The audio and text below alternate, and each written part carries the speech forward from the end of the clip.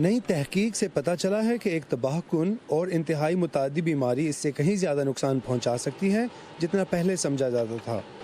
Vaccine نہ لینے والے وہ لوگ جو قدرتی طور پر خسرے کی بیماری کا شکار ہوتے ہیں، بیماری کے 5 سال بعد تک ایسی صورتحال کا شکار رہتے ہیں جس میں نہ صرف ان کا اس بیماری سے دوبارہ متاثر ہونے کا خطرہ بڑھ جاتا ہے بلکہ ایسی بیماریوں میں مبتلا ہونے کا بھی جن سے وہ پہلے صحت یاب ہو چکے ہوتے ہیں۔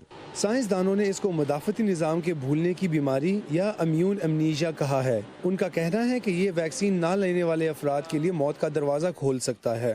اگر آپ کسی ایسی کمیونٹی میں رہتے ہیں جہاں زیادہ تر لوگ خسرے کا شکار ہو چکے ہوں یا ویکسین نہیں لیتے ہیں تو آپ کو دوسری بیماریاں ہونے کا امکان زیادہ ہو جاتا ہے کیونکہ وہاں زیادہ حساس لوگ رہتے ہیں۔ ڈاکٹر ویلسلاوا پیٹرووا برطانیہ میں ویلکم سینگر انسٹیٹیوٹ میں ایک امیونالوجسٹ ہیں۔ سائنسدان یہاں جینیٹکس میں مہارت رکھتے ہیں۔ پہلی بار ہم کسی ایسی تکنیک کا استعمال کر سکیں جس کی مدد سے ہم ان جینز کو پڑھ سکتے ہیں جو مدافعتی نظام اینٹی باڈیز تیار کرنے کے لیے استعمال کرتا ہے۔ ہم انفیکشن سے پہلے اور اس کے بعد مخصوص مدافعتی خلیوں کا سراغ بھی لگا سکیں تاکہ یہ معلوم کر سکیں کہ خسرے کے بعد ان کے ساتھ کیا ہوتا ہے۔ انہیں جو کچھ پتہ چلا وہ ان کے خدشے سے زیادہ برا تھا۔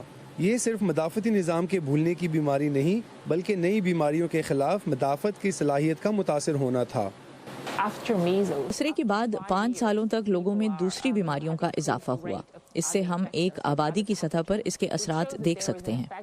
خسرے کا وائرس دنیا کے سب سے متعدی وائرسوں میں سے ایک ہے۔ یہ بچوں کے دماغ کو نقصان اور قوت سماعت کے خاتمے کا باعث بن سکتا ہے۔ سینٹرز فار ڈیزیز کنٹرول کا کہنا ہے کہ ویکسین کے خلاف چلنے والی مہم کے باعث آج ان بیماریوں کی شرح گزشتہ 25 سال کے مقابلے میں سب سے زیادہ ہے، اور یہ مہم ویکسین کے غیر محفوظ ہونے کے غیر تصدیق شدہ خوف پر مبنی ہے۔ اراش عرب اسادی کے ساتھ Imran Jadoon, voice of America.